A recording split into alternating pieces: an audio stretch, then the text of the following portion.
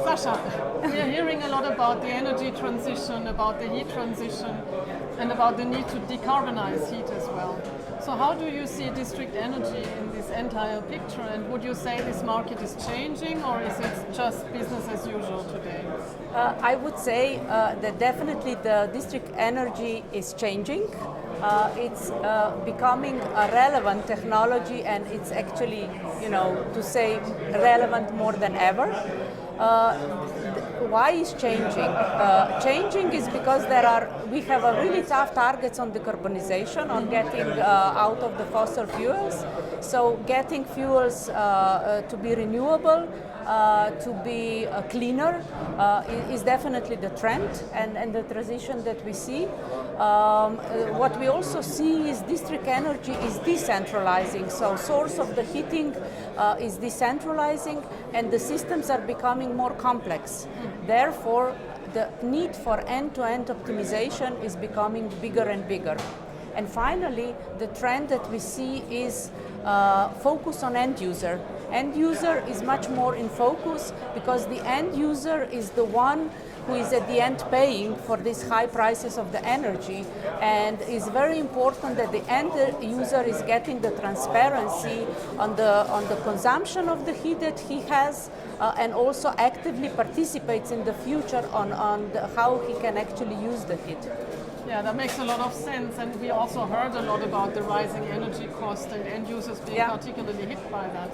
So when then the heat arrives at the building, what do you think then needs to happen? Is then everything fine? Say the district energy is decarbonized, it arrives in the building, we have the heat available, but then once it is in the building, do you think there is also more that needs to be done to ensure that we have an energy efficient use of that heat? So what we need to make sure is that the thermal energy delivered to the building is optimally used and needs to be minimized. Of course, not on the account of the comfort of the end user.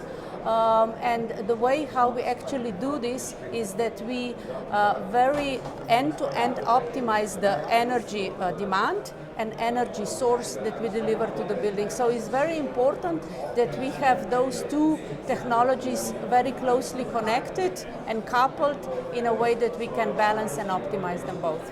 And how do you do that? Can you give an example? We have in Danfoss, we have actually generated now or created now new organization called Hydronics, and in this Hydronics division, we actually bring solutions where you on one side can connect the room temperature and the energy needed for the heating of the building and the room, and then you connect this to the supply temperature for the building that is generated from the station. And we heard a lot right now in Europe, there is the review ongoing of the Energy Performance of Buildings Directive. So this is all about making buildings consume less energy also. And in that respect, hydronic balancing, for example, is one of the very big topics which is being discussed, and where we hope that there will also be some stronger focus on such solutions, which maybe do not sound so super interesting when you hear it at first sight, but which can make a very big difference. So I don't know if you can perhaps say a few words about hydronic balancing and how that works and why it makes a big difference, also in conjunction with decarbonization.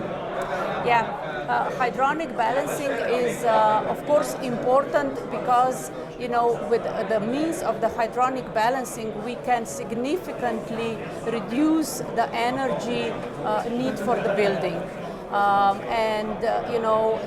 It often, in many states, actually digital balancing and even automatic balancing is not required in the buildings. So by moving in the direction that we first need to optimize the needed heat delivered to the building into the rooms is a key step in order to really, achieve the energy performance of the entire buildings and entire heating system. Right, and it doesn't have a super long payback, I guess. No, something which is fairly exactly. easy, which is even more surprising that it's not being done more often. And that goes with the whole hydronic optimization to which you were referring earlier. So yes, a lot of solutions available. We just need to make sure they are being deployed and rolled out in the market with the entire and like we said, digitalization and end-to-end optimization is really key to the solution. Yeah. Thank you very much. Thank you, Andrea.